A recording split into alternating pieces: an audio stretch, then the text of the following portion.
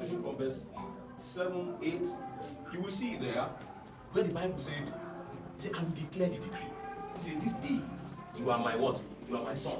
Ask of me, and I will give you what? The nations and the ends of the earth for a what? A possession. That is favor, actually.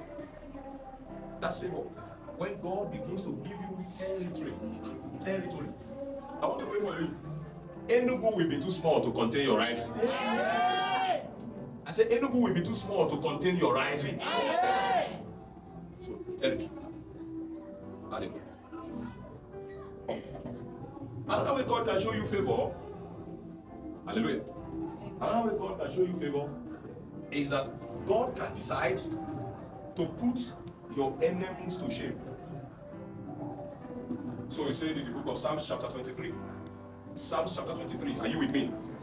Psalms chapter 23. He said, yeah, though I walk through the valley of the shadow of death, I will fear no what? Evil. Why? For thou art with me. Thy rod and thy staff, they comfort me. Thou preparest a table before me. Where? In the presence of my enemies. So favor is when God begins to set a table before you and your enemies are powerless to stop it. Am I communicating with you? When God begins to set a table before you and your enemies are what? Powerless. They cannot stop it. Can I pray for you today? That everyone that wants to argue your lifting will be disappointed. Amen. Hallelujah.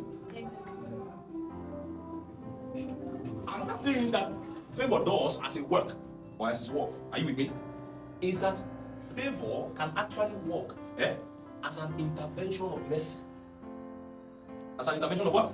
Mercy. Psalm 102, verse 13 says, thou shalt arise and have mercy on Zion. Why? Because the set time for favor for Zion has what? Has come. So all of a sudden, no matter how dirty your past used to be, when favor comes, God kind of like ignores those things. Are you getting my point? And still blesses you regardless of your yesterday, how terrible it was. Am I communicating with you? I want to pray for somebody. It doesn't matter what the enemy has said about your life because of the things you thought you did. God's favor will now begin to speak for you. Amen. When your enemy say you deserve to be judged for this thing you did, God will say you never committed any offense. You know that is only what favor can do for a man. Ask Joshua the high priest, you will see what I'm saying. Satan was there.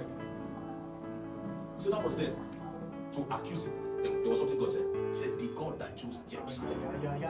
The God that chose Jerusalem. There is a man here that God will choose. See, once God chooses a man, are you with me? Once God chooses a man, it doesn't matter what the enemy is saying. The policy of favor is a consequence. Once God chooses a man, the policy of favor is a what? You are chosen of God. You will naturally be favored. Amen. Finally, one thing that can happen when a man receives favor from the Lord is that God can decide to make his enemies to favor him. Are you with me? Yes. God can decide to make that man's enemy what? To favor him. Esther chapter 6 tells us how that Haman did not have power again. Okay? Because the king told him, go and announce Mordecai, and said, this is the man the king desires to what? Honor. So, all of a sudden, when God wanted to now announce the glory of Mordecai, who did he use to announce the glory of Mordecai? His enemy. I want to pray for you. Those enemies that have fought your life before now will be the ones that will announce your glory. Amen. I said they will be the ones that will announce your glory. Amen.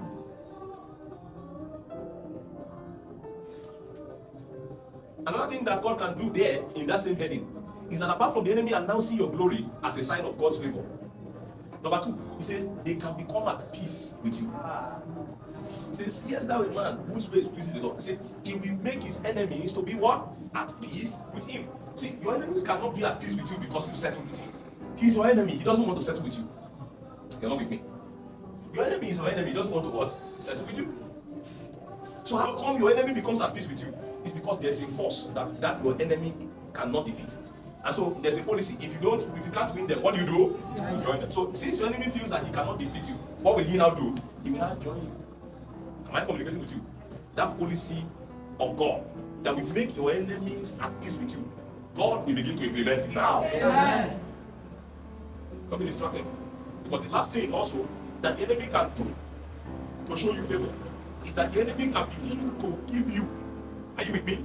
Are you with me? Yes, all the gold that they kept one place, all the silver that they kept one place, all their provisions that they kept one place, that they've robbed you of. Are you getting my point? They begin to give you. The Bible says when a thief is caught, he restores how many fold? 5-fold that which was what? Stolen. Am I communicating with you? Yes, that was what happened. For 400 years, the children of Israel were kept in bondage by the Egyptians. 400 years. Those guys were laboring and laboring as slaves. Nobody paid them a salary. Everything Egypt amounted to in terms of infrastructure was the product of Israel's hard work.